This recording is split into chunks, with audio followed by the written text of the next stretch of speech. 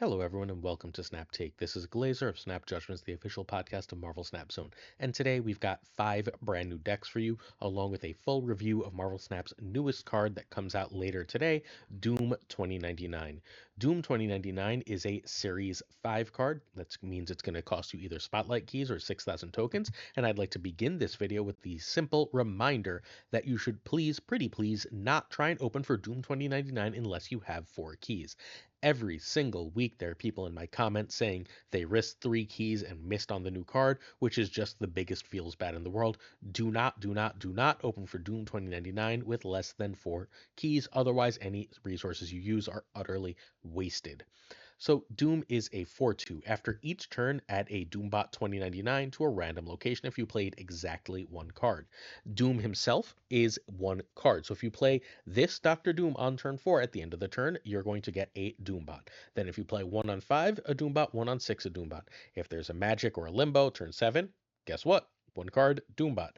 There's also the, if you can get this out on turn 3, you guessed it, a Doombot. So the Doombots are also 4/2. They come with the ability. It is an ongoing. It's worth noting that Doctor Doom himself, 2099, is not an ongoing, but the Doombots are.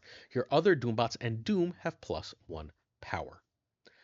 This is potentially a meta warping ability. This seems like it's going to be extremely powerful. It's going to be high variance, right? There's a lot of variance to where these Doombots go, but they end up being an absolute ton of power because each Doombot is pumping up Doom and all the other Doombots.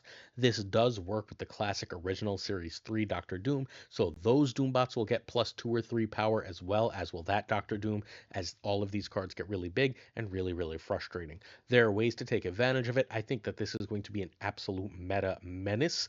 Is this going to be a meta deck? I'm not sure. I think there are ways to go over the top of it. I do think it is going to be a meta warper, though. I think this is a card that fundamentally changes Marvel Snap, probably forever. So it is worth knowing that it is probably going to be worth getting Doctor Doom, but that does not mean I recommend that you do on day 1 immediately go get Doctor Doom.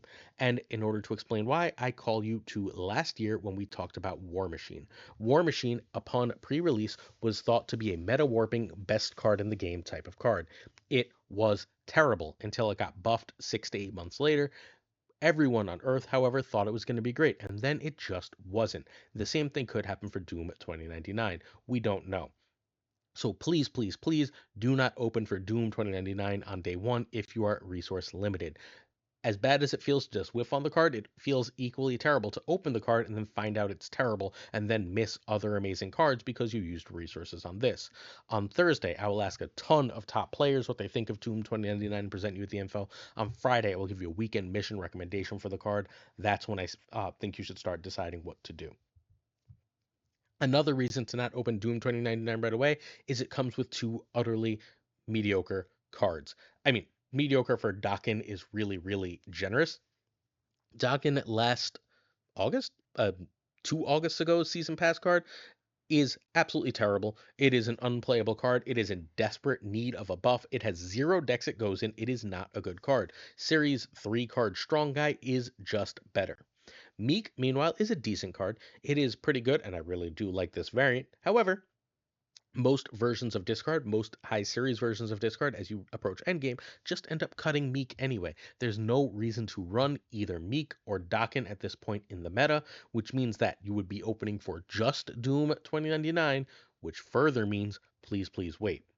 The Doom 2099 deck that I'm going to start with is won by Vaindeer, a player on the Asia server who's in the top 5 of that region. He was number 1 for a brief while, and this is going to be one of the decks I start with. We featured several other Doom 2099 decks, but I really do like this idea, although I'm planning on making 2 changes for it. We'll get to them. I want to run you through why these cards make sense with Doom 2099 first, though. So, Storm makes sense with Doom 2099 because that's a free lane win, right? Um, if you're running Storm and you have Zabu and Psylocke, which you also want for Doom 2099, you have the potential to get the Storm War Machine Legion combo off, which is just a free win. That's an auto win. That seems really great. Zabu and Psylocke here are also enabling Malekith. You want to get after turn 3. You no longer have any interest in drawing any of your early series cards, so Malekith gives you the ability to instead get one out of your deck and thus make you more likely to draw your money cards, your important cards in the deck. I'm assuming there's going to be a lot of Doom 2099 in the meta, so Iceman is meant as a counter there. Sandman, if when you get that Doom 2099, says, all right, I'm only going to play one card, I'd like my opponent to not be able to overflood the board, so that's what that's here for. While Galacta is just a ton of power and just another way to win the game without any of these extra Doom 2099 shenanigans. Although there are worse things in the world than going Doom 2099, Galacta into Doctor Doom, you can still win a reasonable number of games of Marvel Snap by doing just that. So that is fundamentally how this list is designed and what it's meant to do. You do need for this version Doom 2099, Legion, War Machine, and Zabu. In general, for most Doom 2099 decks, I think the only real high series cards you're really going to want is Zabu. Outside of that, everything that you really need for this deck is mostly Series 3. This particular version, however, runs Legion and War Machine. Galacta and Malekith can just beat Jubilee and Infinite. Jubilee gives you yet another chance at getting that Doom 2099 in much the same way Malekith does. And Infinite is really good if you have that War Machine combo in the list. Plus, it's a really good hit with Jubilee. You can also, if you just wanted to add these, you could replace Iceman. Iceman is good, particularly in the mirror. Hitting opposing Doom 2099 with an Iceman or a Sandman with an Iceman is a game-winning play. All right, so turn 1, you want Zabu over Iceman. Turn 2, Psylocke if you have a 4 to play. Uh, Turn 3 is 2099 unless you have the full Storm scan. If you have Storm, Legion, and War Machine, please play them. That is an auto win. It is even better than Doom 2099, I promise. Then you have turn 4, Doom 29, unless you have the full Storm scan. Turn 5, Sandman or Legion. And turn 6 is Doctor Doom. The end. Enjoy your victory. You've got a bajillion points all over the board. Unless your opponent had a hard counter, you should be able to win.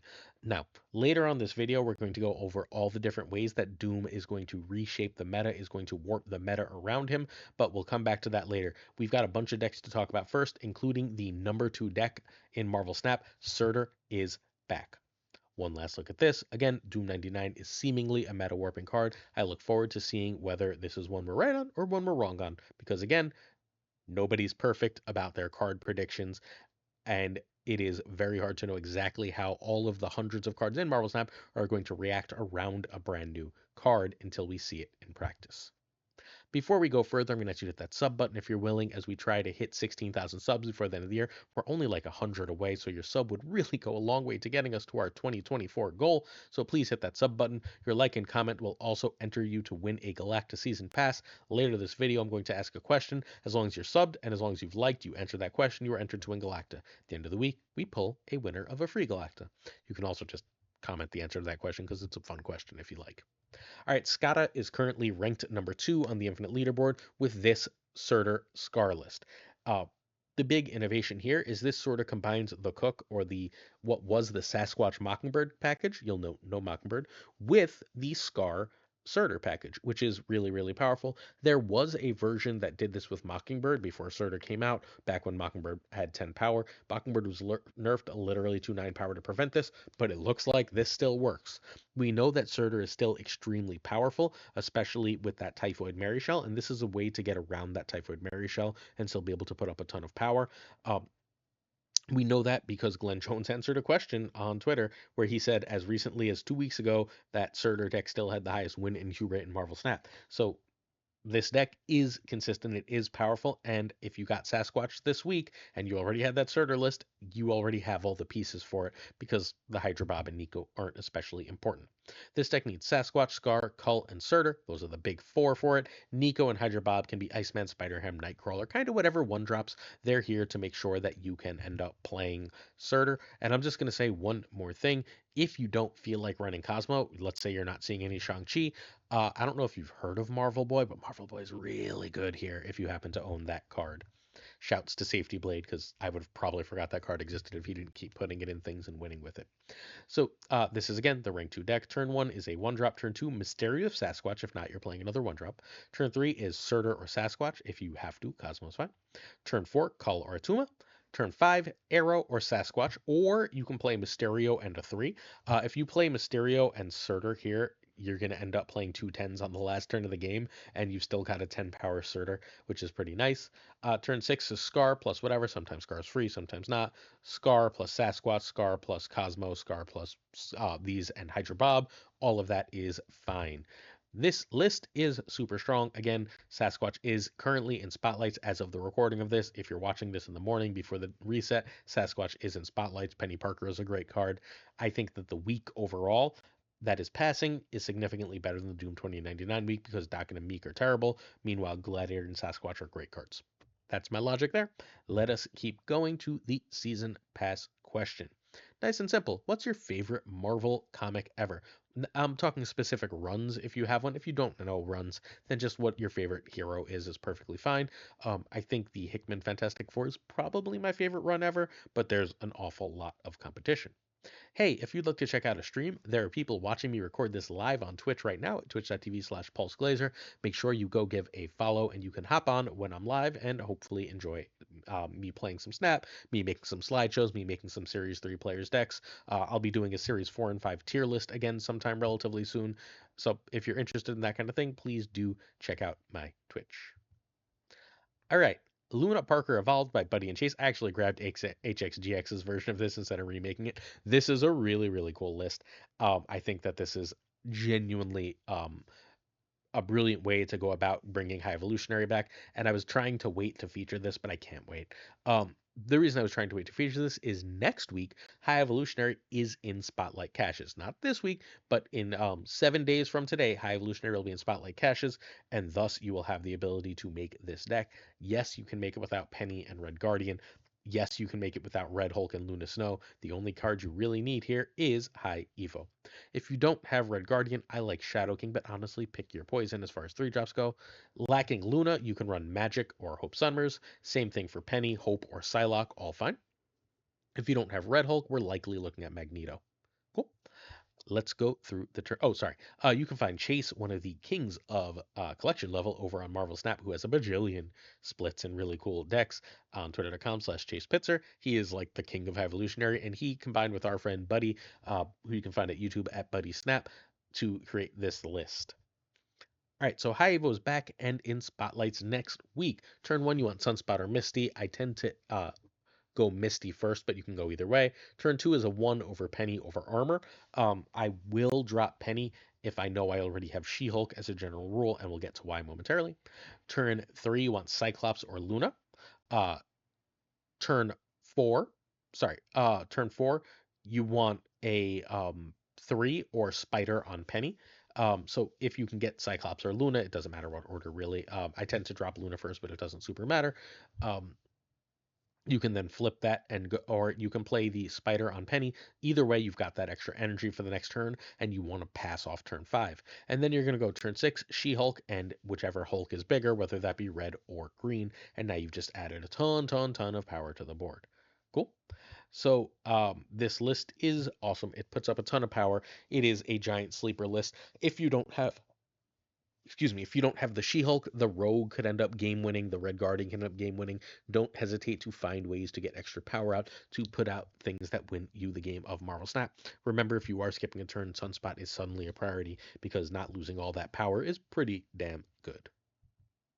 If you'd like to see gameplay for this deck and all the others, please do check out the stream team. Today is Tuesday, so the great Prashaun will be streaming at 12 p.m. Eastern. Go check him out. All right.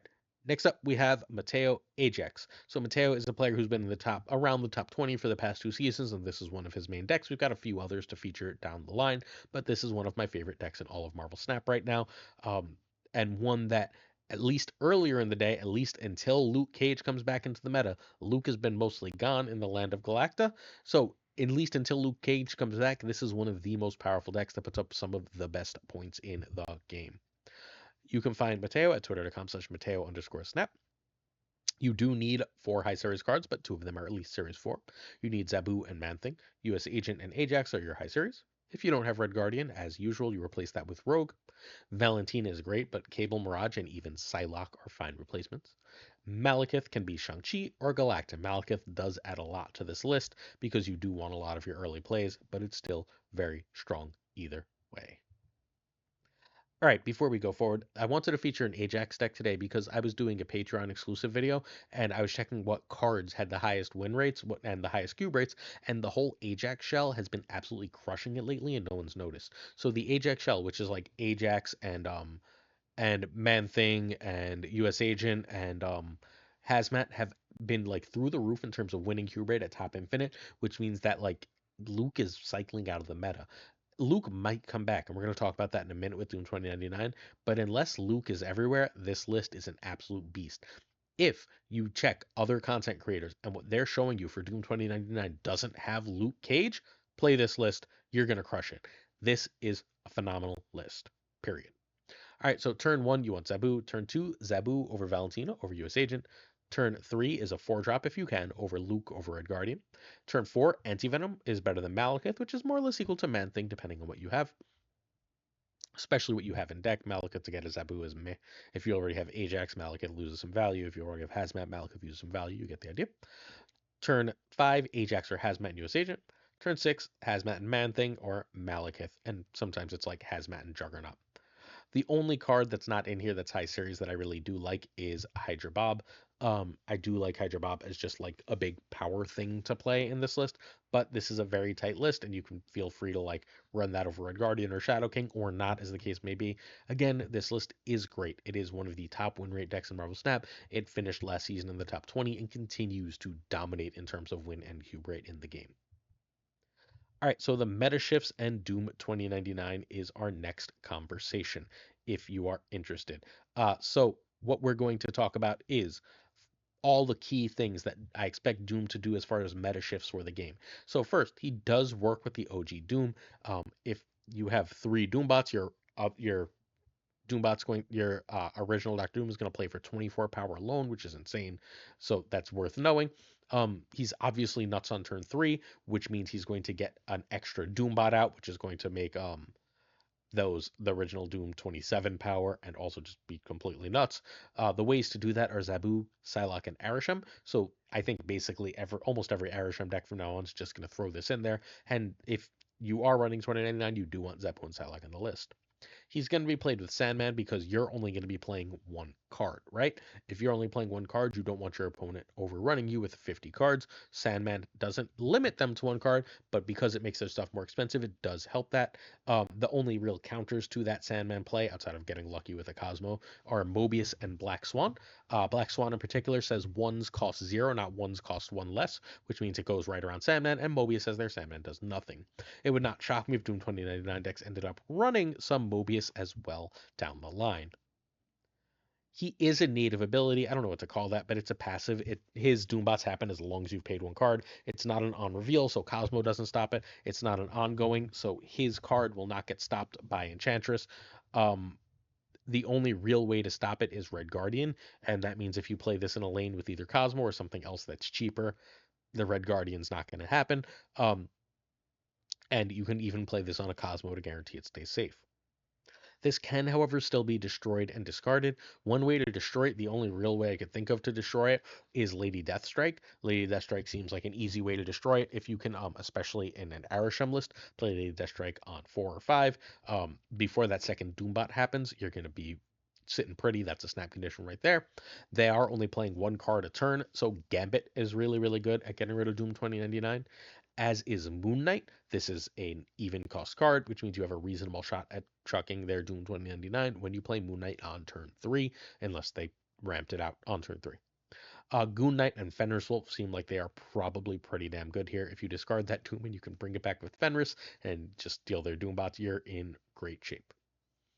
US Agent is a very hard counter. All the Doombots are 4, and giving them -4 power seems like it's really good. So I would fully expect Luke Cage to be in Doom 2099 decks. Again, you're going to have to check other content creators to see if that's day one. I keep being told that day one people are going to run Cosmo, not Luke. If that's the case, then US Agent is key. The Doombots are ongoing, but only Enchantress can probably stop enough of them, and they're happening at random locations.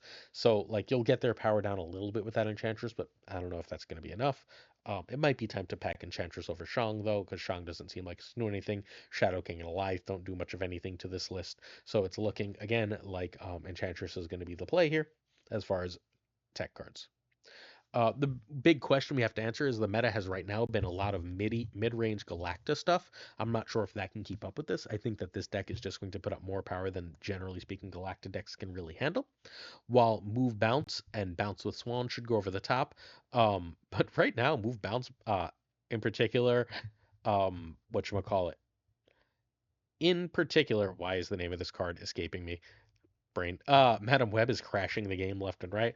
But if you can manage to keep the game going, those decks should pretty easily just go straight over the top of these because they're not really gonna have space for a tech that can beat you. Although again, be wary of that Sandman, particularly with move bounce. Not necessarily if you get Black Swan out.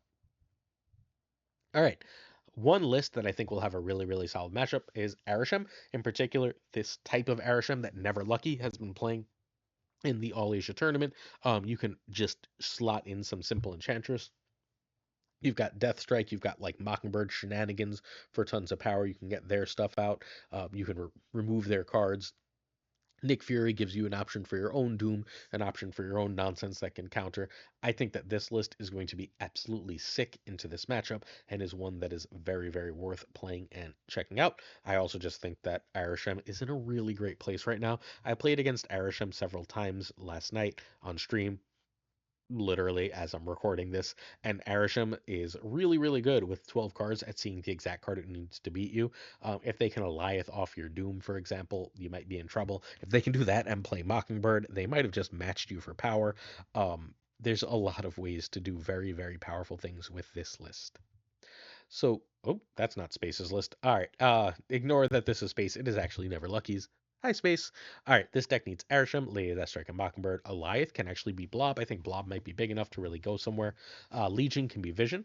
Valentina can be Red Guardian, Loki, Scarlet Witch, or Mordo. And Shang can be Enchantress. I do think I want Red Guardian in this list.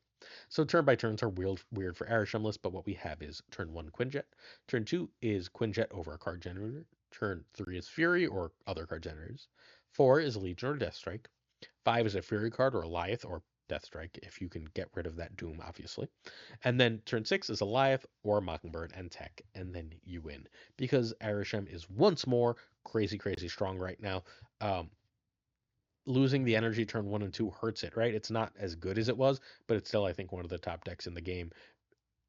It's just really strong. Losing the 3 cards. If it was 15 and lost the first couple turns of energy, I think it might actually be worse. But that it's 15 and then that it goes to 12, I think just makes it insanely strong. So you should probably be checking out this Arishem list.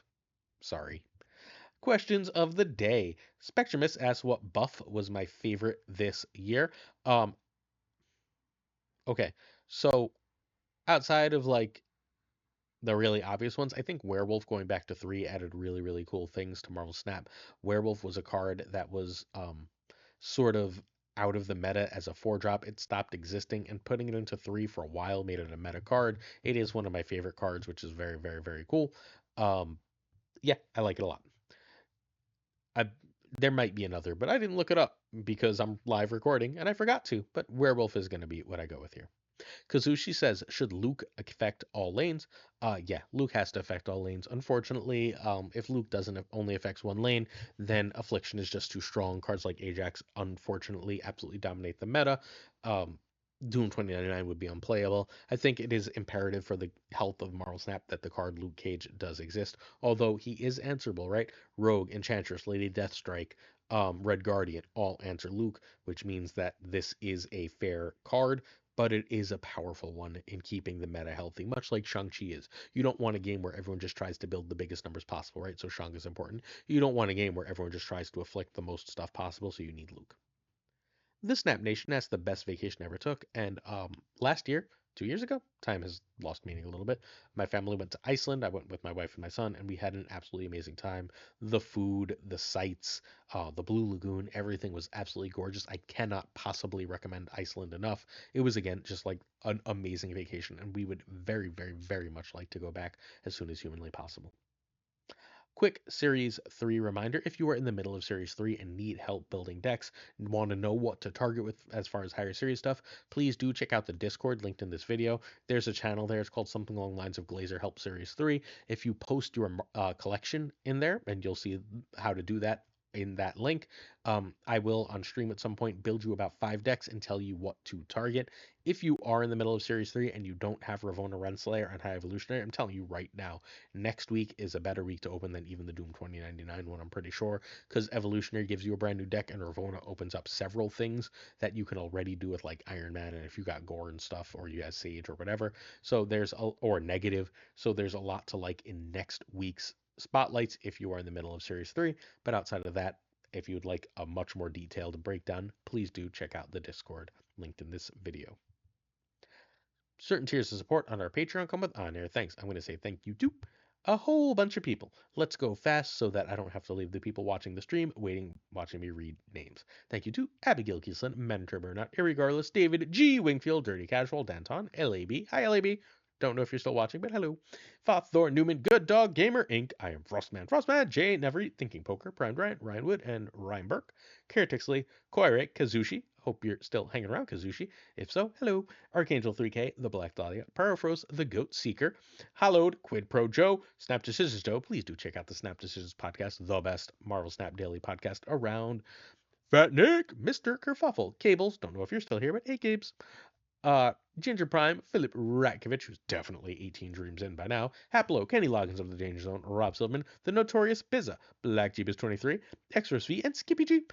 Our rhyming friends, Jessica Gamble, Tommy Nyquist, who won Snap Judgment League Season 1, The King of Bros, Bruh, The Great Kazoo, Kev the Hoda, Lunar Chris, It's Time for Cube Town, Corwin, John Q and Jimmy McHugh, Clam, Colonel Forbin, Yes Stout, 8th, Sage, Mod Supreme Models, the one and only Green Goblin. That's not usually the one and only. He's the best Osborne. Did it wrong. Unibot, Flan56, Steven, Brian Kaufman, Tristan H. Martin, and Jason B.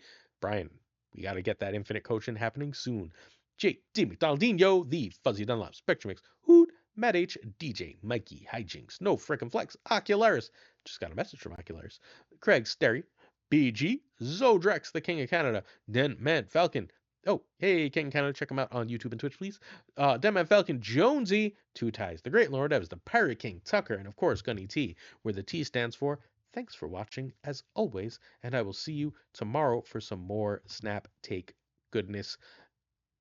Am I streaming tonight? I don't know. It's my stepdad's 80th birthday. We got to go to dinner. If there's time after, I plan to stream. If not, we'll stream on Wednesday. But further, you get a video every day, no matter what, right here on this YouTube. And you can hit the sub right in the middle, to the left and right, find some more great videos. Thank you. Peace.